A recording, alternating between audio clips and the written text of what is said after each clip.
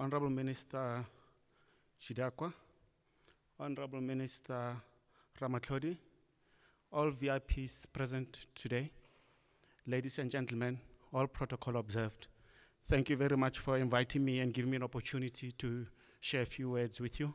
First of all, on behalf of my minister, he sends a message and he apologizes for not being present at this special occasion. And he wishes that Zimbabwe all the best and that the conference is a success. Unfortunately, from a Botswana perspective, we just had our elections last week. So it was a difficult time because at the point of confirming, we did not even know who the minister is going to be.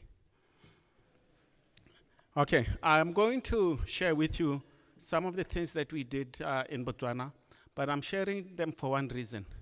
I believe that if Botswana could pull it off, there's a lot of lessons that we can share with Zimbabwe in that journey. It took Botswana a long time.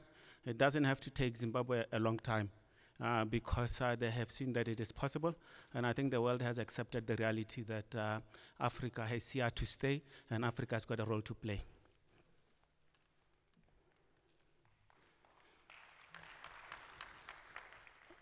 I'm going to try this contraption. I hope I don't switch anything off. Okay, I think it's working. Okay, completing the Zimbabwean diamond potential for the future. Like I said, I think it is doable, and I think we need to work together as a region, work in collaboration, and see how we can assist as brotherly in assisting you to achieve your dream. We all have dreams, and if we can work together, wouldn't it be great if we all achieved our dreams? The question that we asked ourselves in Botswana a few years back is really what are we looking for and what did we want? Because for many years we had proven to the world that we are able to mine the diamonds and sort them and do other things in the area. But we felt that the picture was not complete. And then, but in order to understand that, when you look at our minerals policy, we said, but in order to do that, it has to be a win-win situation. We need to be able to achieve what we want to achieve without compromising the attraction of the country and for the investors to want to be able to come and put their money in the country. So we said we need to work around that to meet the two needs.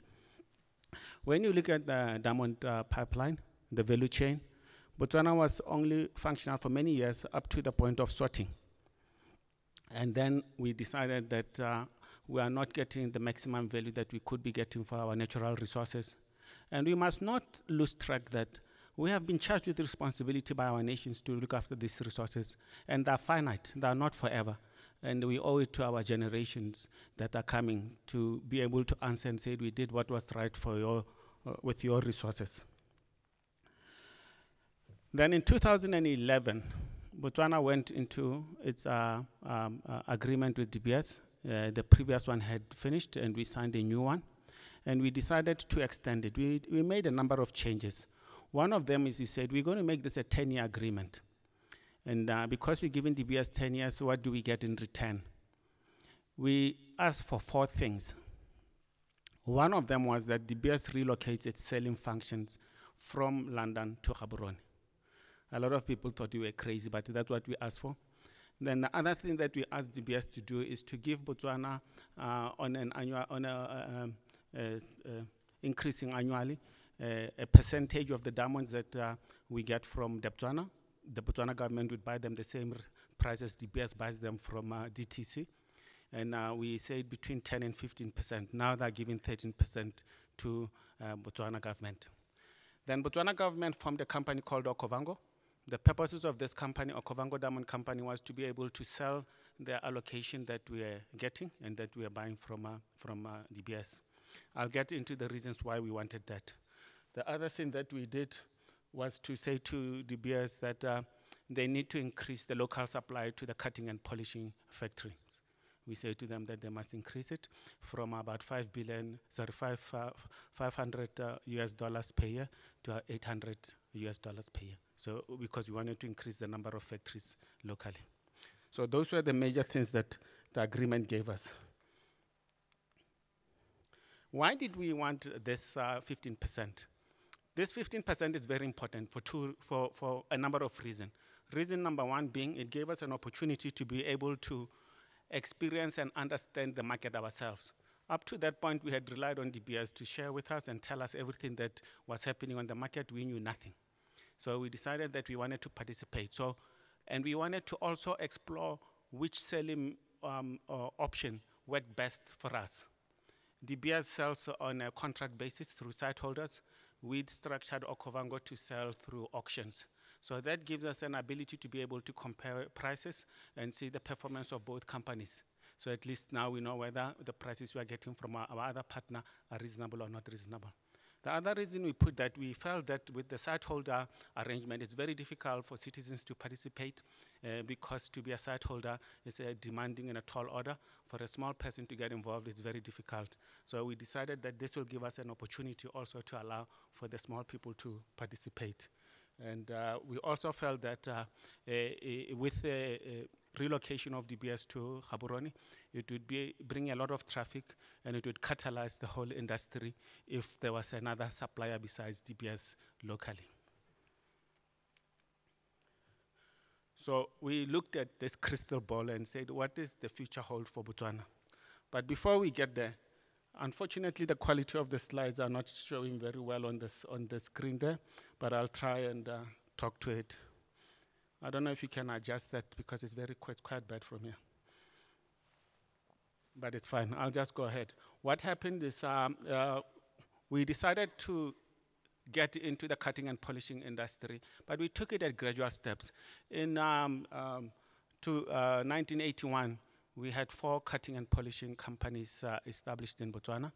By the time we got to 2008, we had added another 12 to make it 16. And last year, we added another 5 to make it 21. So it was a gradual phase. The first 4 were basically the birth, the exploration for us to appreciate because we were going into an area of the value chain that we had never participated in before. The importance of DBS relocation. A lot of people say, why did you insist on DBS coming to Botswana? What was so special? You see, the DBS was a stepping stone to move to where we want to be. DBS was not the end of the story. It was actually the start of the story. What we needed is to be able to attract the diamanteers into our country. And we knew that with DBS there and its site holder contracts, they will be obliged to come into the country to come and transact their actions. Once we have them in our country, they brought a lot of other opportunities. For instance, Okavango then can attract them and show them the product that they have. The other small mines that we have there, the likes of Lukara and Karoe mine, also can show their products to the various buyers. Also on top of that, we said, as part of this strategy, we do not want diamonds just to benefit people in the diamond industry. We should find other opportunities and diversify the benefits. And we felt that by bringing them in the country, it gives us opportunities to try and exploit that situation. So when you look at this, you have DBS on one side, relocating. You have Okavango, ODC stands for Okavango Diamond Company, and you have the junior players. Now, what we are offering the diamanteers and they come into the country is, it's like going into a big shopping mall. You want a boutique, you want a department store, it doesn't really matter because we can offer contracts, we can offer tenders, we can offer auctions. And this is the sort of things that we were trying to do to diversify and make it easier and give the buyers and the diamanteers an opportunity to come in the country, and the probability of coming out with something is extremely high because of the number of players involved and the diversity of options available to them. So that is what we were trying to drive down there. And we also said what this does also, there are 4 streams of opportunities for the business community and for the people, especially locals, that they can get involved in. One is what we call direct, is those people who wanted to get involved directly into the diamonds, whether they're cutters and polishers, whether they're dealers, etc. We then looked at the essential support. We said, obviously, for this industry to be sustainable, we need to create the support, ancillary support, whether it's your labs, whether it's your banks, etc. So that is the other stream of opportunities that that created itself. We said there's outsourcing and basic support, whether it's your parameter security, your HR services, whatever services that you provide to support the factories and the industry locally. And then we said the fourth opportunity where you call indirect or independent. Those are not dependent on the diamond industry, whether it's there or not, they will exist. But because of the traffic that we have, it gives them opportunities, whether it's limousine services, hotels, etc. This is terrible. I don't know if that side is bad. I'm going to try and, because to me this was an important slide, but it comes out very badly. Is there a light here? Okay. Basically, it was that slide at the top, it was showing that the DBS brings in the diamonds from the Botswana production and the other productions. And then it was showing the various streams and how the split goes about taking you through the chain. So the various ways, but you can't explain it very well without a pointer. And when the slide is so poor, I don't know what's going on. If you look at this traffic circle, what happens is you have a lot of imports coming into the country. What we are now starting to see is imports and other suppliers, like the smaller players, bringing their diamonds into the country. And what you have at the top is ODC auctions coming in, and you have the site holders from DBS also coming in. And the transaction all happens in Botswana, in that area. And then from there, it goes around the roundabout again, and it now leaves the country into various shoots, export to other countries, supply to the local cutting and polishing, and the jewelry manufacturing and others. Again, this is a slide that is not showing up because it's not showing the arrow. This is our roadmap, the roadmap that we took in order to get to where we want to go. You'll notice that from 2011, the key point was the sales agreement. We had aggregation in 2012. DBS fully relocated their selling operation end of 2013. 2014 was a consolidation year where we were fine-tuning everything. And then 2015 onwards is where we are seeing a vibrant industry in the country. And we have a lot of people coming in and out, and things are normal, back to normal, if I can just cook. So basically, we are busy cooking our strategy. We are almost 95% defined as to what we want to do and where we want to go with our strategy. So the strategy is cooking fairly well, and we're comfortable that we are moving in the right direction. The whole process is governed and managed through a body called the Diamond Hub. The Diamond Hub basically has got two main streams. That's where I'm from, and we drive and facilitate the whole process, and we are responsible for advising government on policy and strategy around diamonds. One function is what we call the diamond office. That's where the KP is managed, the certification, the inspection of the goods, and exports and imports all go through that part of our office. The other part is what we call business development. That is where we are driving and trying to bring the business and assisting people in setting up, whether it's to deal with multiple entry visas, anything to facilitate the ease of doing business in the area of diamonds is handled by the business development side of our company.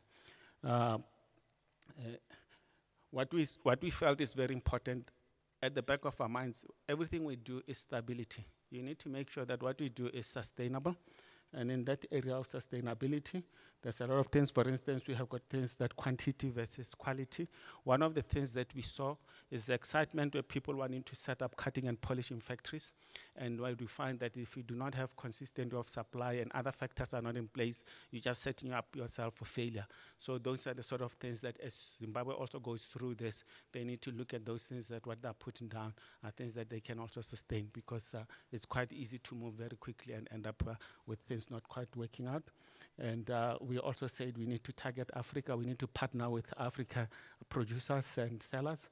We need to empower our citizens, etc. There's a whole host of things that we need to look at in order to strengthen and ensure that our market is sustainable. Again, this slide is not showing very well. It was showing what the core functions, what we are driving as Botswana, basically is the rough trade, the cutting and polishing with jewelry and polish trading.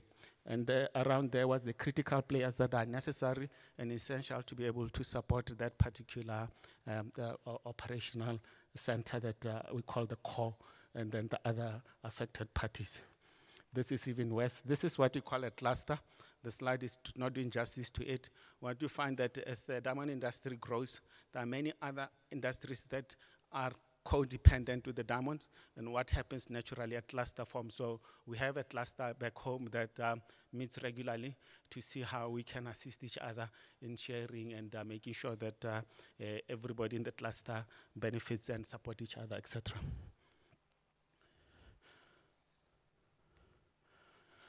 Okay, I've already touched this one. I talked about this cluster.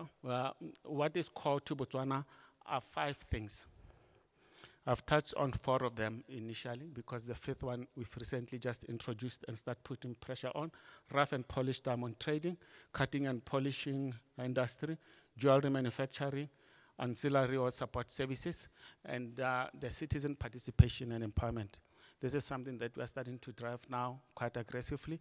What we did initially is to create stability. We believe that our industry is fairly stable.